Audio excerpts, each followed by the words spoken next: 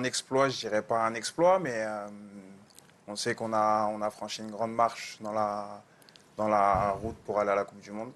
Mais j'appellerais pas ça un exploit parce qu'on bosse bien depuis un certain nombre d'années.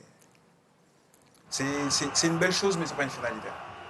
On revoit effectivement ce tir au but de Chancel Mbemba, le tout dernier, qui a permis à la RDC de battre le Nigeria. Qu'est-ce que ces deux matchs couperés ont, d'après vous, permis de mettre en valeur chez les Léopards? Bah, je pense qu'ils ont permis de mettre en valeur ce que le sélectionneur essaye de prôner depuis son arrivée, des valeurs de groupe. Là, on voit qu'on a un groupe très très compliqué à bouger. Et on avait pu le voir sur la dernière Coupe d'Afrique, on a été en demi-finale, ça s'est bien passé grâce à Dieu. Mais ouais, je pense que c'est les valeurs qui prônent en premier. Nabil?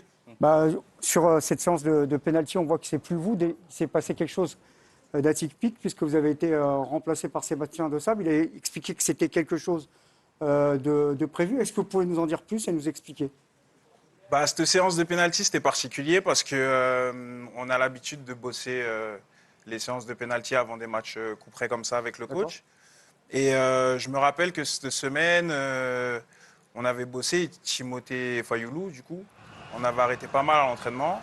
Et j'avais eu une discussion avec lui où il me disait qu'il était très à l'aise dans ce domaine-là. Moi, je sais que je suis gardien de but, j'ai déjà arrêté des pénaltys dans ma carrière, mais sur le moment, j'ai eu l'instinct qu'il était plus prédisposé à,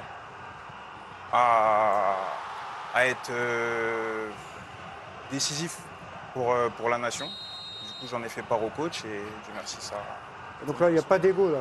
Votre ego, vous le mettez. Bah, je pense qu'à partir de ce moment-là, quand on arrive à ce niveau-là, contre ce genre de nation-là, l'ego, il faut le mettre de côté. Et c'est ce que j'ai essayé de faire et grâce à Dieu, ça.